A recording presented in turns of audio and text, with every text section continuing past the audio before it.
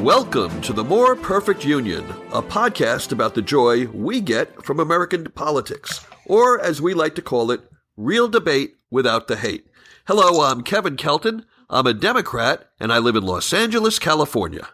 Hi, I'm DJ McGuire from Suffolk, Virginia, and until the British actually go to the polls on the 8th of June, I'm calling myself a Tory. Hello, I'm Holly Malloy Cooper. I'm a conservative capitalist enthusiast from Columbus, Ohio. I'm Greg Matuzak. I'm a liberal Democrat from Cincinnati, Ohio. I'm Cliff Dunn, and in light of the wonderful weather Virginia has been having this week, I am a party wet. The More Perfect Union is one of the fastest growing political podcasts on iTunes. I promise you that. We can also be heard on YouTube, Facebook, and on our website, moreperfectunionpodcast.com, where you can also find host bios, and we occasionally will each write some kind of commentary that we post there. So please visit us there. Wow, another big week in the news. The President of the United States was on a whirlwind foreign tour this week, and my gosh, he hit a home run in every country he visited, or so he claims. I was unaware he was playing baseball. He was playing baseball, and the rest of the world was playing cricket. That was the problem. But he did say that. He said, I hit a home run in every country. I didn't see it as a success at all. I mean, starting from the goofy globe thing in Saudi Arabia and the sword dancing to NATO laughing at him and the pushing and shoving, everything about the trip seemed like a disaster. You're making this sound like a Montana congressional race. Yeah. Well, that's the best news that comes out of your foreign visit. Well, what do you guys think? Would you call this a success? There were some successful elements, and I think a little bit nitpicking. I mean, the globe thing and the I don't know, shoving was it the representative from Montenegro? I mean, come on. You're not a world power. You deserve to be shoved. Well, I don't know about that, but I mean, yes, it could have been worse. All right, well, let's start from the beginning. At least there was no reset button. Well, there you go. Well, here's the thing. I don't see how it could be a success when two of our biggest allies, Germany and Britain, both essentially washed their hands of us before the end of the visit. Hang on, wash their hands is a bit much. The United Kingdom was very upset about our intelligence leaks into their investigation into Manchester, which we'll talk about a little later. Well, that's what you Tories think. Very funny.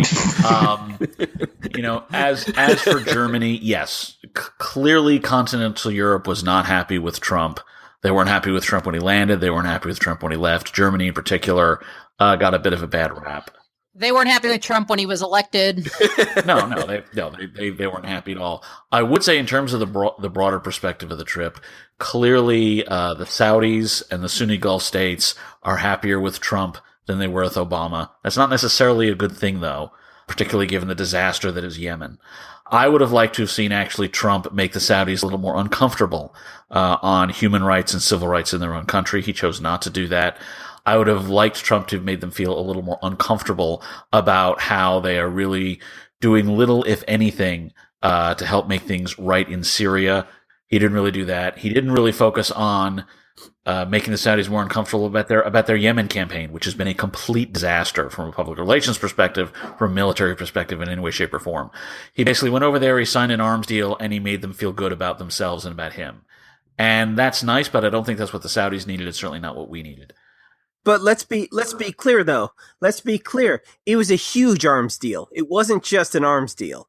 It was like one of the largest arms deal ever. Well, and I'm personally hoping that he ends up charging them 3 times what the arms were worth and delivering them late, given how much I love the Saudis. Now that would be worth it. Well, given Trump's record, he probably will.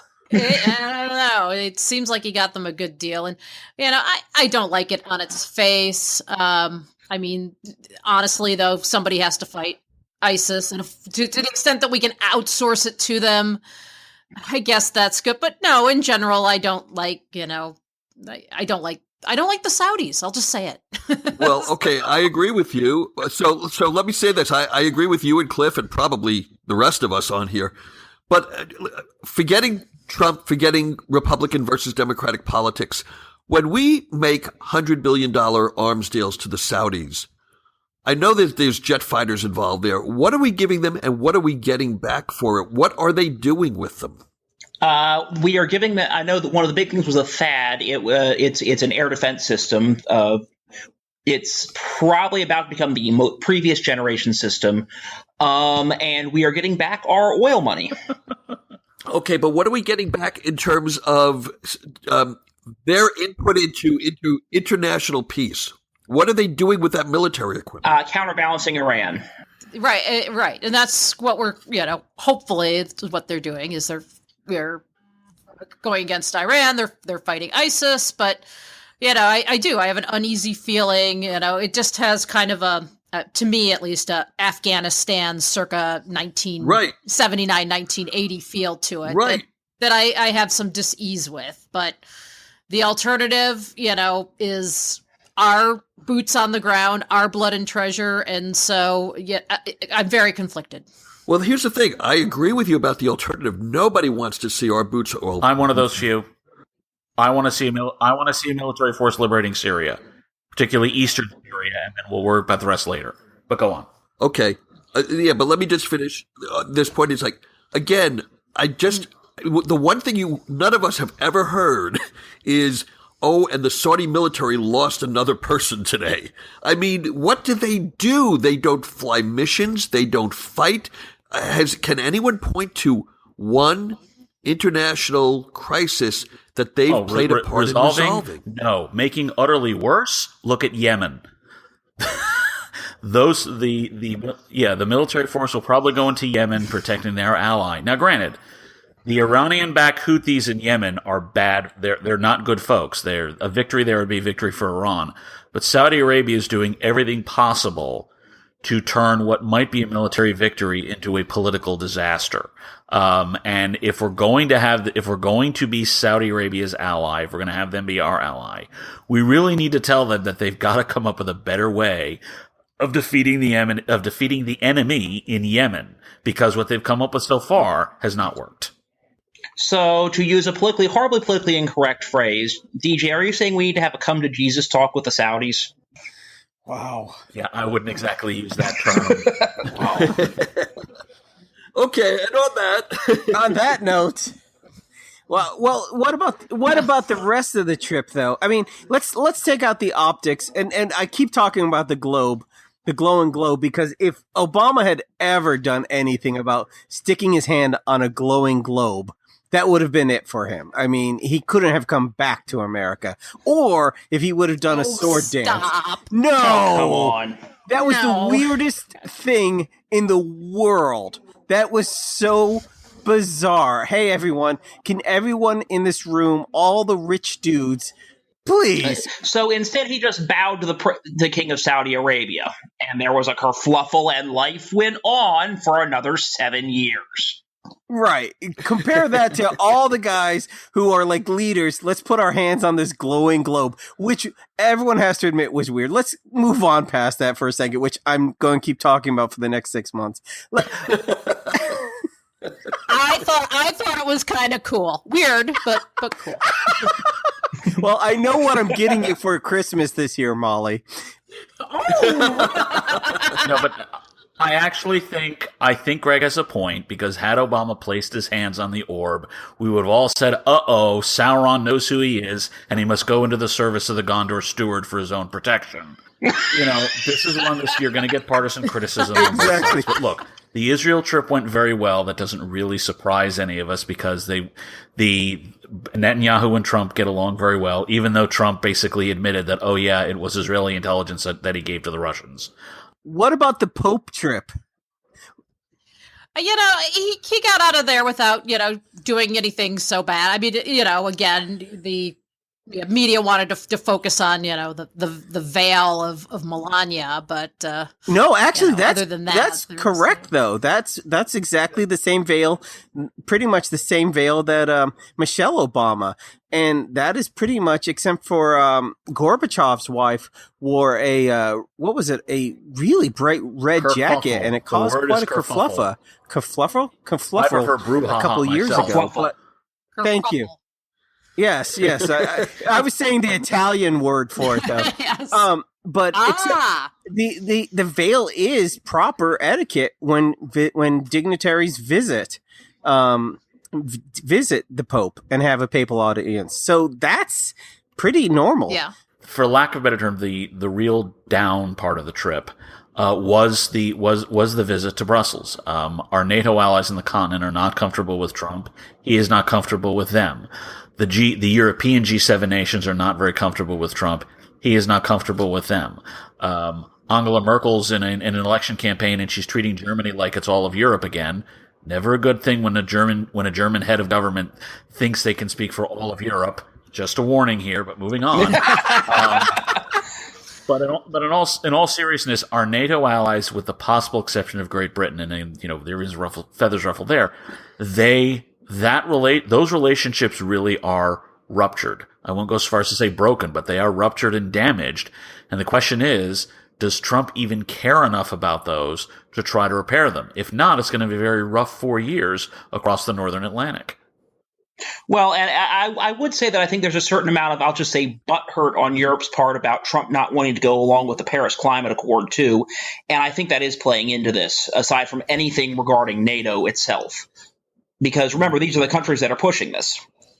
And what I saw, of course, you see the news headline and the crawler about Angela Merkel saying, that we can't count on Trump.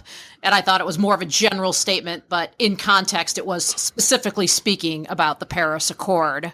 To some extent, I think it is kind of a gaffe that you go there and you haven't already, I'm going to let you know next week about whether or not I'm going to affirm this agreement, why that wasn't worked out ahead of time.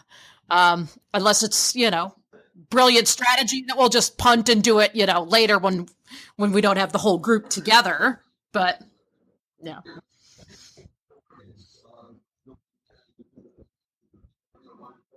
Yeah. And the fact is, George W. Bush withdrew from Kyoto in 2001. It didn't really stop Europe from cooperating with him when the countries of Europe felt they needed to. If Donald Trump withdraws from the Paris Climate Agreement, which really just is, we agree to do something without ever saying what the heck it is. So it's just a piece of paper that says, yes, we're going to do something. There are no teeth to it. There's no specified plans listed out there. There's nothing like that. So I would say that if Merkel weren't running for re-election, this would not have nearly the punch that it does now. But because Merkel is running for re-election, it's more important to her that she looks like she's banging on against Trump for various things, and so that's what she's doing. So speaking of horrible images, we talked a little bit about the veils, but what about the veiled budget that the Trump administration is trying to force down the throats of both Republicans and Democrats in the Congress? It's draconian. I mean, we could use a lot of adjectives. Does anybody think that this was anything but a first negotiating stance of, I know the car, lists for $45,000, but I offer $20,000. I mean, that's kind of what he did here. The budget. Oh, I mean, it's totally an opening salvo, but draconian, please, cuts in the rate of increases. No, I mean, this, what is it? Cruel. No, no. Really? You don't think that it was drastic? We went through this in 1995 when the Republican Congress said, okay, instead of raising these things by 6%, we're going to raise them by only 3% a year. Everyone screamed, oh, those are horrible cuts. Bill Clinton ran against them and actually won re-election running against them because nobody noticed what was really going on. Look, this is a president's budget. President's budgets never get passed. They are an opening salvo. They're a negotiating deal.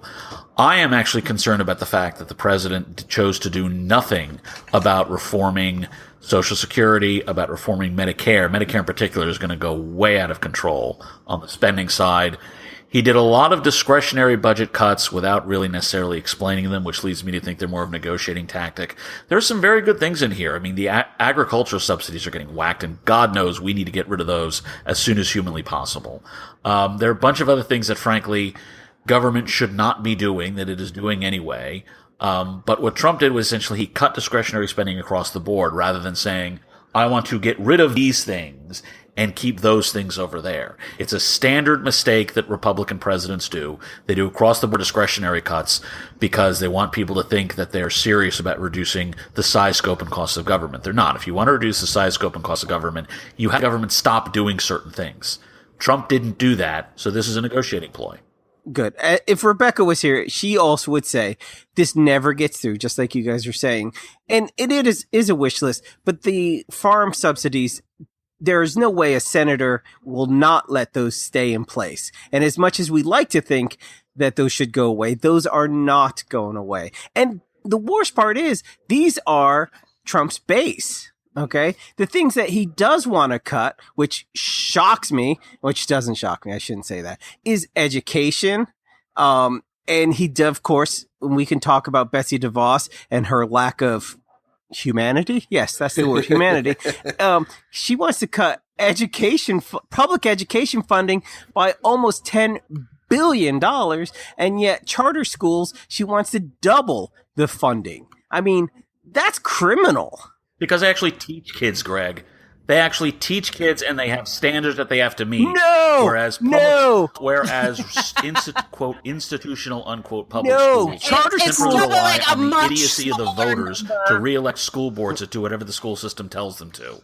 I've crossed swords with school boards for decades, since I was 16. No, charter schools do not actually have to some standards. meet. Most institutional public do schools not don't. actually have to meet the same standards. Well, I've seen Virginia and I've seen New Jersey, and No. the standard is, can we trick the electorate not in into voting Ohio. for the school board toadies that we want on the school board year after year after year after year after year? I've been crossing swords with school boards since I was 16 years old. I know what these people are like. Right. Yeah, and I've been in the school districts. Yeah, I mean, there's a reason the test in Virginia is the SOLs. Well said. Okay, and what about the CBO score of Trump Care? That came back this week. It was pretty much the same as the CBO score from the days when they couldn't pass it in the House. But the one that they passed is still going to knock 23 million people off of health care insurance coverage in the next 10 years. Oh, stop talking about it like it's gospel. It's going to happen. CBO stands for constantly been off. No, it stands for Congressional Budget Often. No, not in that one. They're talking about healthcare, not given their record when trying to project.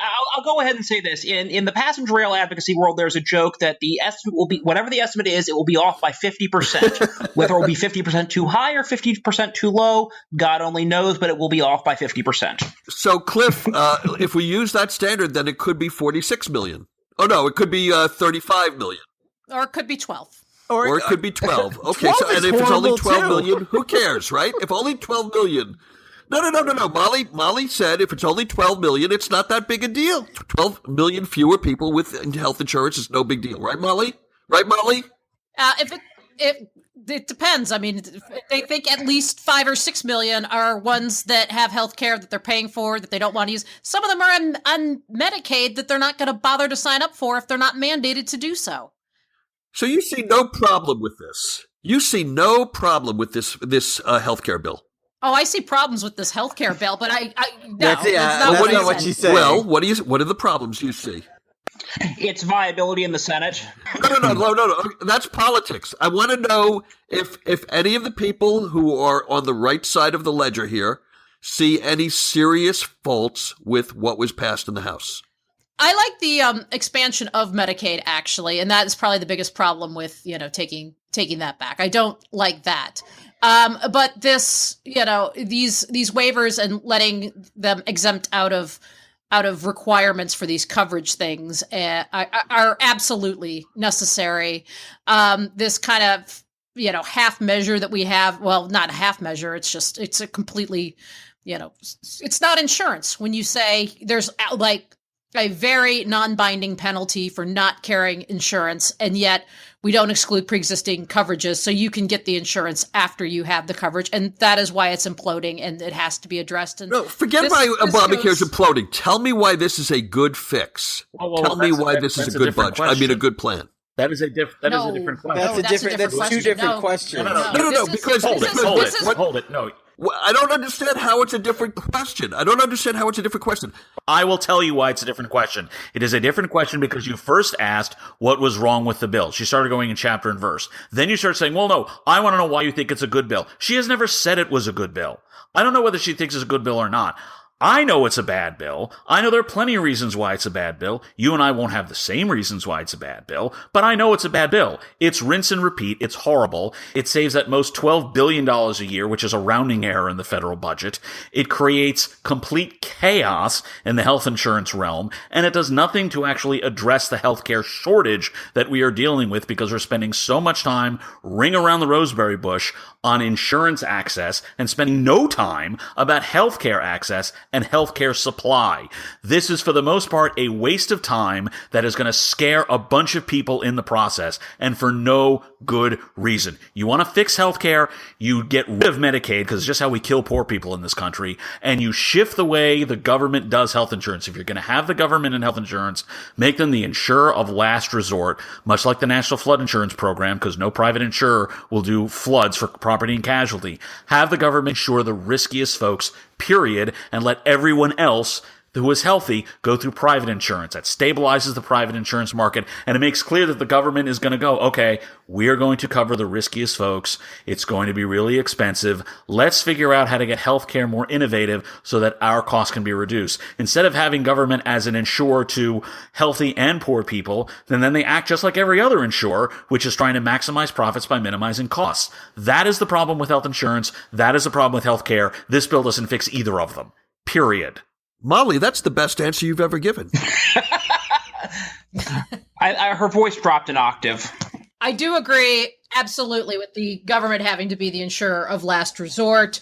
And I do think that probably is the case for pre-existing conditions as well as, well, no, but I do think we could voucher the poor, that, it does not have to be Medicaid in the way it is. And the elderly. There's no age is a decent proxy for healthcare risk.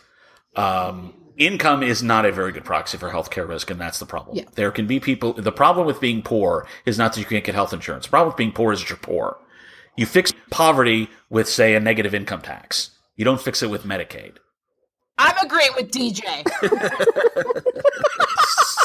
Speaking of elections and international relations, we have to say that as bad as the U.S. intelligence leaks in Manchester of UK information might have been for international relations, nothing was quite as bad as the Republican congressman-elect from Montana taking a reporter from a British newspaper and body slamming him to the floor.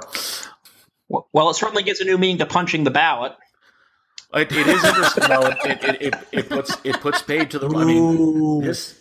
Boo! This guy, Congressman-elect Gianforte, really did get into a fight with a guy who got with someone who gets inked by the barrel, and he still won, which you're not supposed to be able to do. So here's where we get to have me agreeing with somebody I don't usually agree with is editorial in the New York Times about the downfalls of early voting. So. So, and it is interesting that, New York, and I'm not sure about Kevin, does California have early voting? Yes. Okay. So, but New York does not, you vote on election day in New York. I mean, they know who's going to win, so they don't have to have early voting. But, in terms of, it's hard to figure out what happened there since 2/3 of the people voted beforehand. If we can get a hold of the data, I would love to hear if it's going to be what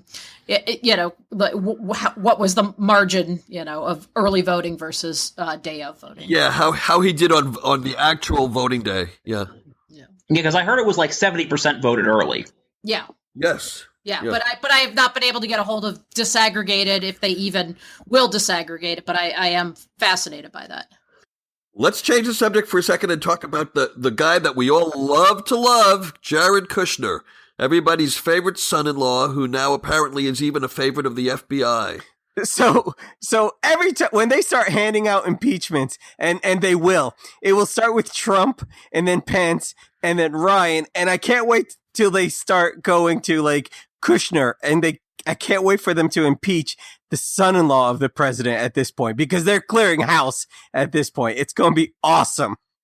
I don't think that's the actual process. I think what they do is they nullify the marriage to Ivanka. That's the actual legal process. What do they call it in the Catholic Church? What is that called when they nullify? Annulment. Yes, they're going to annul their marriage. The Congress is going to annul their marriage. I'll have to check what the Jewish equivalent of annulment is. There's probably like 1,500 punchlines to that.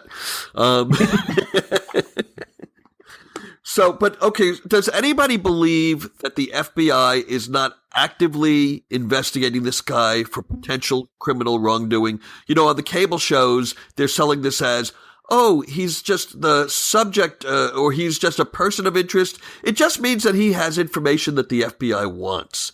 Does anybody really buy that? No. I mean, I think they're investigating him. Do I buy that they have anything? Not yet, no. But I do think they are investigating him, sure. But investigating him for potential criminal misconduct, or investigating him like... But he met with the Russians. Right. So are they just investigating him like he might have some interesting information that would help us understand Michael Flynn's situation better? Is that what you think is going on? Or do you think it's like this guy might have actually been doing something with the Russians that is potentially illegal? Like the back channel thing? I think aside from the one or two undisclosed meetings, there might not be much more than smoke here. Yeah, you think it's all smoke? You think it's all smoke? Yeah, I like the back channel thing. This is something else I wanted to kind of touch on this week. You know, I agree.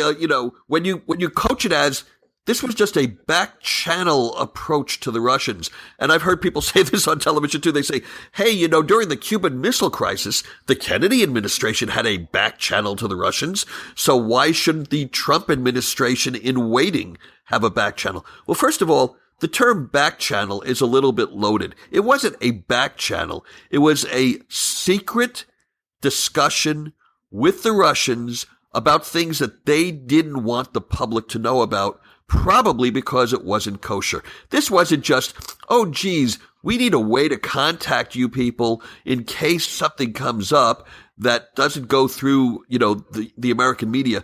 This was a surreptitious attempt to hide from the FBI, the CIA, the NSA. He wanted to go into the Russian embassy and have communications from there with Russia.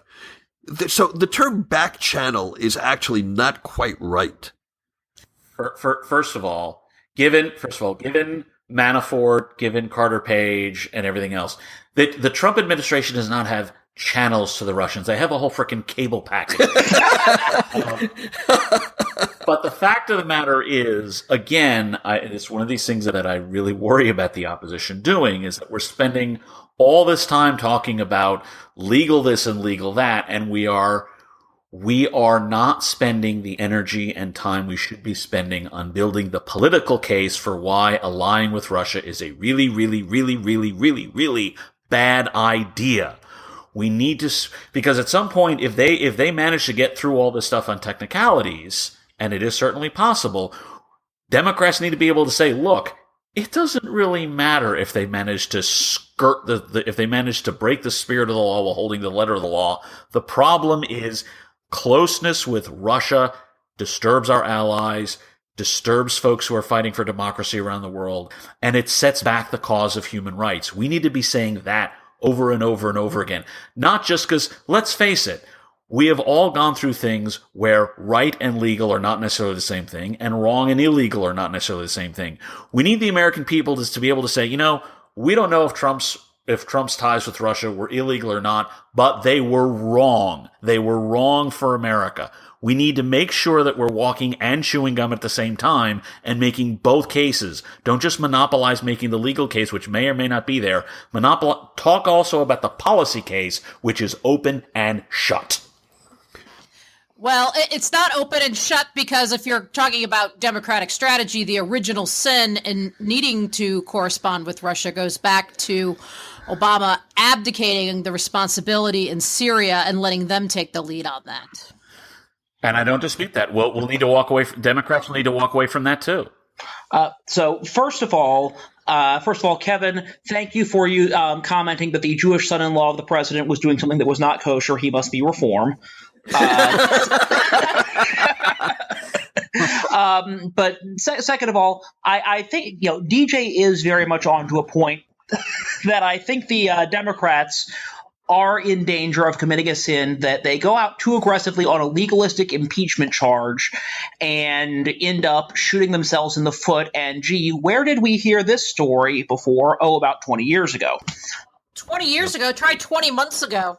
No, he's referring to the Whitewater investigation, where the Clintons bled a savings and loan dry and got $50 million in taxpayer money to bail it out. And because Republicans focus so heavily on the legalistic aspects, voters didn't realize, oh, wait a minute, the Clintons just stole $15 million in taxpayer money to bail out their friends SNL that they ruined. That message didn't cut through. Yeah, I suppose that's true. But I guess the opposite of that is that, Hillary Clinton didn't do anything wrong with the server, but just because it wasn't illegal doesn't mean that it's something that the voters like. That's right. True. That's absolutely true. And so what do you do when you're in that situation, when you say whether it's Hillary Clinton, who did something that we can all agree she shouldn't have done, or the Trump administration, where you could say maybe they will never find the silver bullet or the smoking gun to prove criminality, but it was certainly a poor judgment in what they did. What do you do with that situation when you have an administration in power? We can't censure him. He's still going to be president for, another 3.5 years. And it's not enough just to say, hey, let's all agree that it wasn't kosher to tie back into that.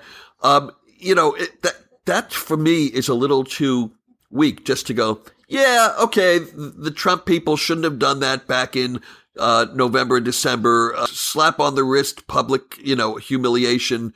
But other than that, there's no consequence. Oh, no, November, December. No. And that's where you are missing the forest for the trees, Kevin, because this isn't about what the Trump campaign, this is not just about what the Trump campaign may or may not have done in November of 2016 or before. It's about what the Trump administration is doing on policy right now. The very few good guys who are left in Syria are getting slaughtered and maimed because Donald Trump wants to let Russia wipe out whatever Russia considers a terrorist, which includes the few pro-democracy forces that are left.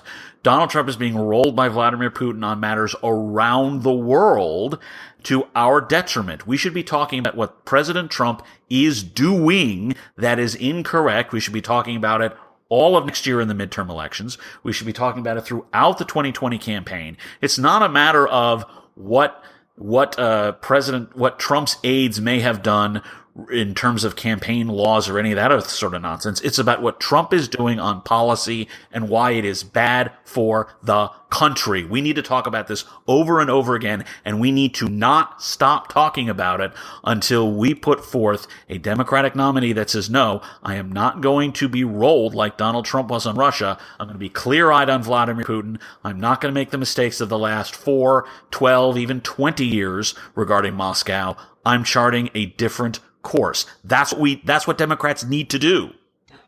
And with that, we thank everyone for listening. Please follow us on Twitter at MPU Podcast and on Facebook at facebook.com/More Perfect Union Podcast, and share our link on your Facebook timeline so your friends can follow us too. And if you would like to join our political debate between shows, join us in our Facebook group, Open Fire Politics. Now, there's a couple of groups that are using that name now, so look for the original. Don't be fooled by fakes. It's Open Fire and then Politics in parentheses. We're all there, and we'd love to see you there, too. Trademarked. And with that, everybody, final words, final thoughts? I'm just amazed at how fast Cliff does math. I think he has a calculator in his hand while we're on the show. I'm not amazed at how fast Cliff does math anymore.